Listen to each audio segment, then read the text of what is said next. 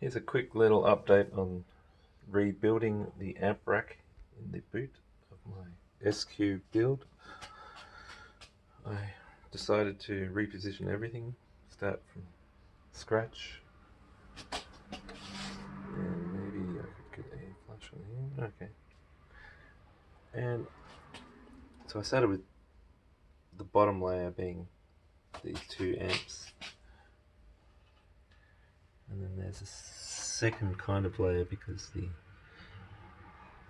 bottom of the boot had two layers in it, so I've just screwed a few things, the terminals, onto this second layer,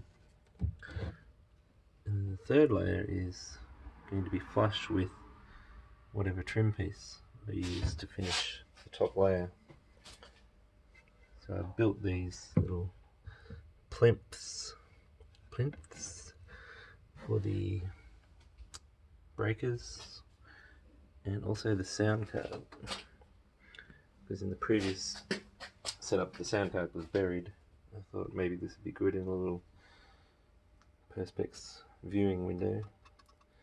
And this would be felt or carpet or glitter or something, I don't know. So you have a little window so you can't see the edges, and also just little places for the leads to go through. So this will be blocked from view, and this will be another little viewing area, and there'll probably be a little separator along here and another viewing area here. And as you can see, I've already flipped this 1 amp, which is the same as one of these, and I've just got one screw holding the back in, and there will be mega amp guts for everyone to see.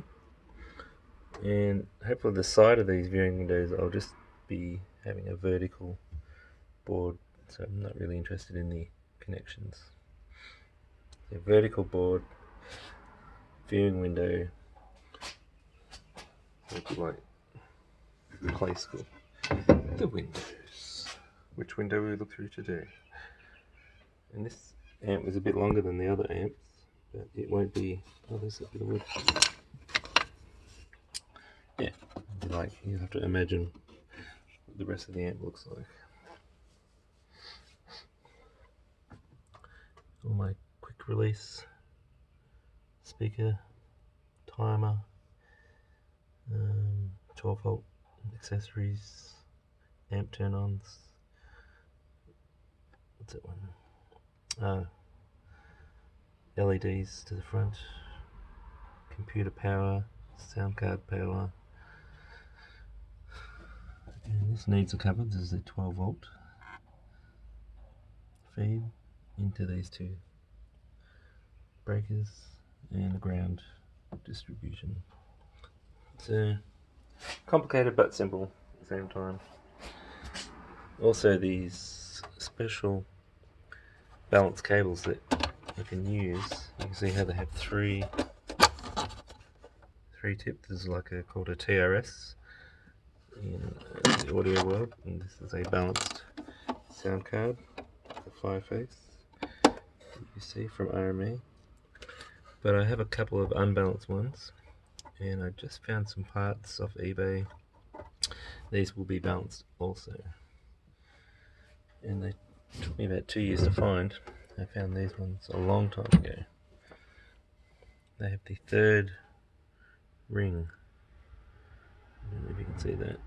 Let's zoom. Let's do a zoom. Alright.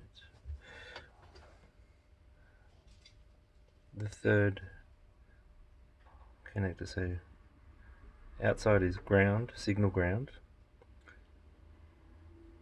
Inside's probably, the pole is probably hot 1, and the ring is probably hot 2, which is an inverse signal, which is deliberately sent as a reference.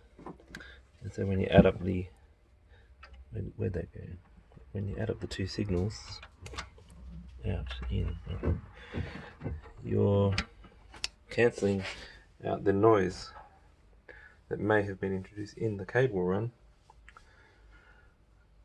because the noise has been captured and then reflipped inside the amp and cancelling out. And you also get the advantage of a double hot signal at the end, because the two signal carriers add together, so you get a stronger, more detailed signal. Say that's running at like, I don't know, say conservatively 2 to 4 volt signal inside the amp, you're getting like, you're seeing a 6 to 8 volt signal. And I run the gains literally on 0, but to get the power I want, I've actually bridged all the channels, so I like a bit of volume. And this disgusting cable is just a jacket I put on the optical cable to protect it a bit.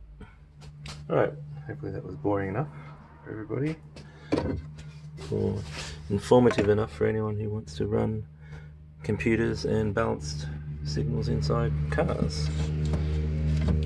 Alright, and this is just some temporary layer so I can put these temporary covers on and actually use the car for groceries and shit. Alright, adios.